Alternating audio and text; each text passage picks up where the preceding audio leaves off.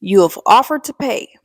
You have sent the links to your favorite therapist. You have even offered to drive them to their appointments. They still won't go.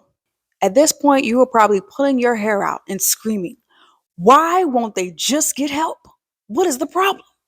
And I want you to know that if you have ever felt the fear and the frustration of watching someone you love struggle with their mental health, you are not alone. Talkticians, welcome and welcome back. My name is Tatiana. I am a mental health advocate and a communication consultant, and I teach communication strategies to help people master conflict resolution. It is Minority Mental Health Awareness Month, so we got to talk about these things. In today's video, I'm giving you the answer to why they just won't get help, and I'm going to teach you how to continue to support them without stressing them out and without stressing yourself out. So, first thing on the list is stigma. We have got to deal with that. I am so proud of how far we've come as a society as far as dealing with stigma. We are so much more open about going to counseling. We're seeing people talk about therapy, people of different races and cultures and backgrounds. We're seeing it on TV. So it's a much more accepted idea.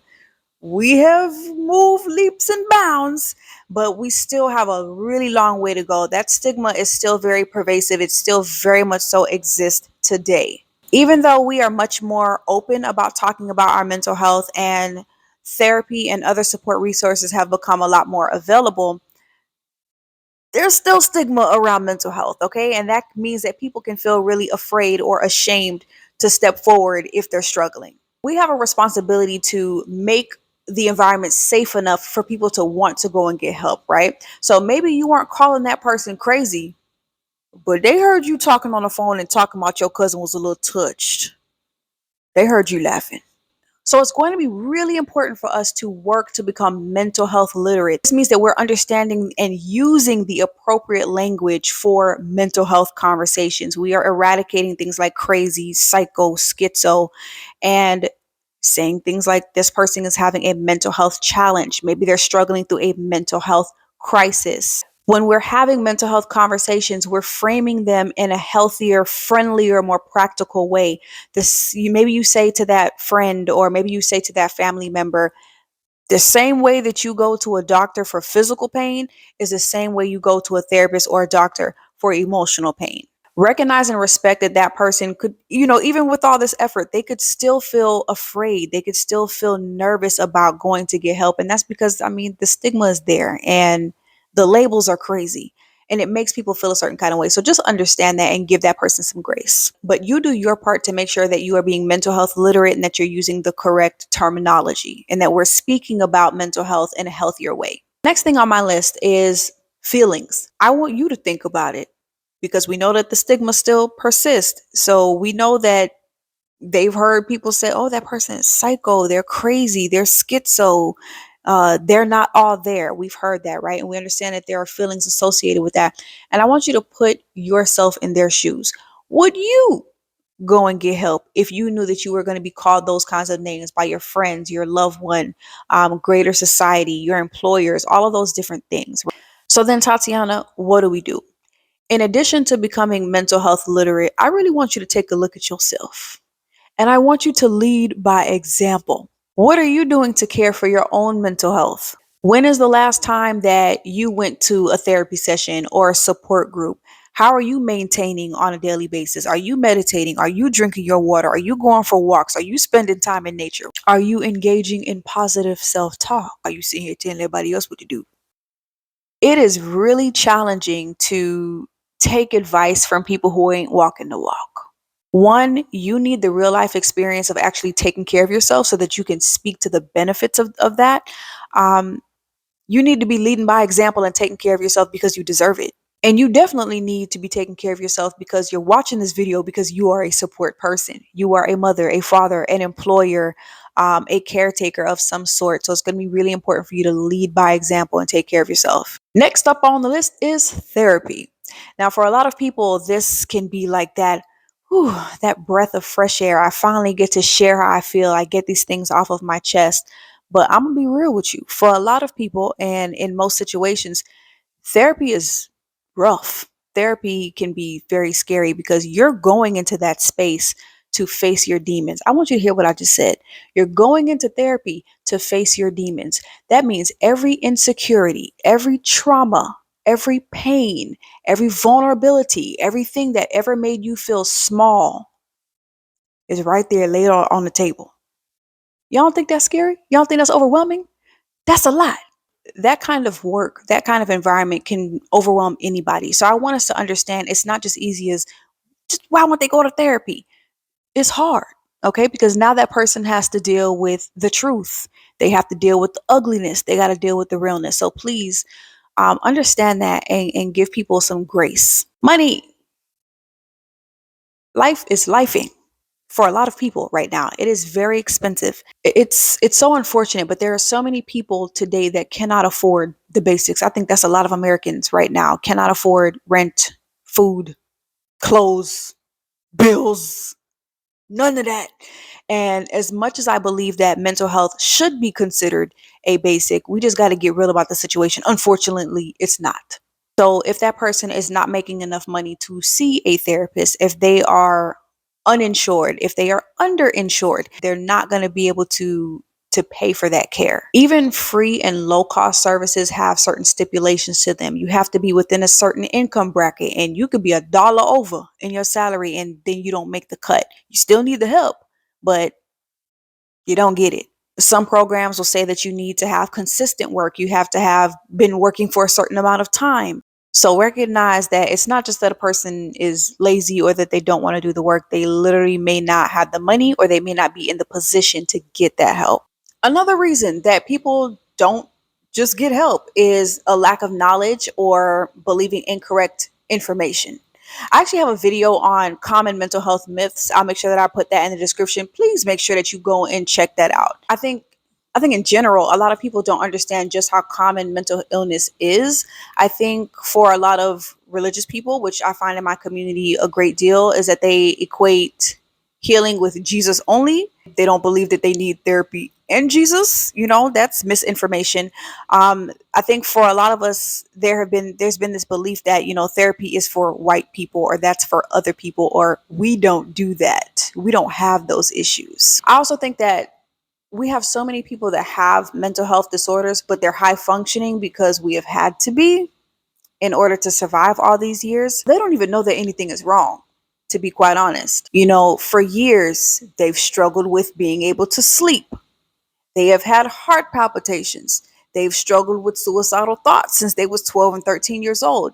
And because it's been happening so often, because they haven't had the chance to talk about it, because the community ain't talking about it, they just think it's normal.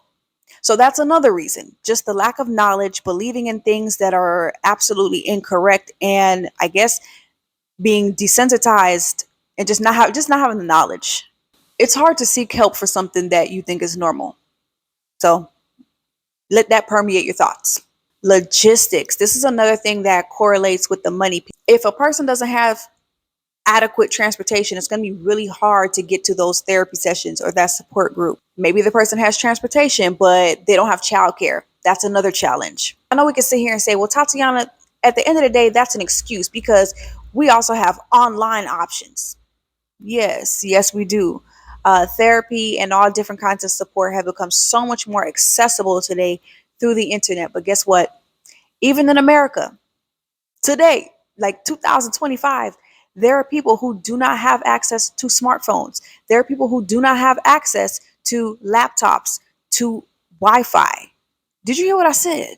A lot of people aren't just walking around here saying, I don't want help. Logistics, money, lack of childcare, shame, stigma, all these different things. Now, you as a support person say, but I'm going to be supportive.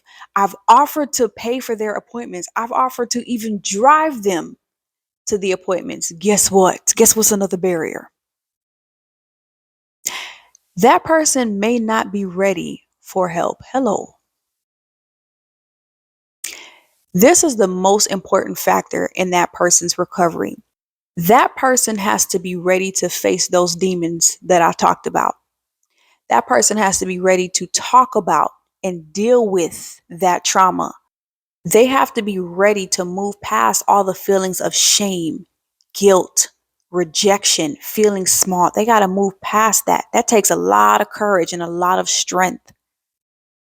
They got to move past all the crap, all the stigma and all the feelings associated with that. So, what else can we do without stressing that person the hell out? You as a support person need to radically accept that truth that the person that you love, the person that you care about, just might not be ready. It is going to help you to breathe easier and to support better. I know you're worried. I know you're angry. I know you're scared. But guess what? At the end of the day, it's on that person. Understand that the best thing that you can do is support and not control.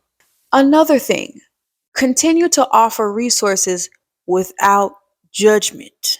Hey, my friend told me about this amazing therapist. Here is their card. And walk away. Just leave a resource and walk away. Encourage them without judgment. This is a person maybe that hardly ever opens up and they finally give you a smidget of information. What you're going to say is, I thank you for sharing that with me. I know that must have been challenging. I know that might have been hard. I appreciate that. You can also say, thank you for trusting me with that. If that person is usually cooped up in the house and you've been really frustrated about that, and you finally hear them say that they've been going for daily walks, what you're going to say is, hey, I'm proud of you. You were doing a really good job of taking care of yourself. When we talk to that person like that, it helps them to feel good. It helps fuel them. It gives them some motivation to keep going. It helps them to recognize that they're not in this thing by themselves, right? And the strides that they are taking, whether they're big or small, they actually matter. And when we encourage them without being judgmental, without telling them all the things that we think and how they need to be doing better, just strictly encouragement, that helps to lift some of the weight off of their shoulders. And my last tip, listen without judgment. Y'all hear me? Y'all hear the common theme here is without judgment. I know that's hard because we need judgment in order to understand our world. We need judgment in order to stay safe.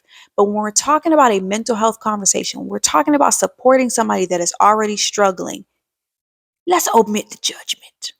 Understand that it takes a great deal of courage to be vulnerable, to open up. So when that person finally does it, listen to them. It's not the time to give advice unless they ask for it. We're not telling them what they're doing wrong and how we don't like this and how they'll never listen to you. That has no place in a healthy mental health conversation, okay? We are listening, and our aim here is to try to understand things from their perspective.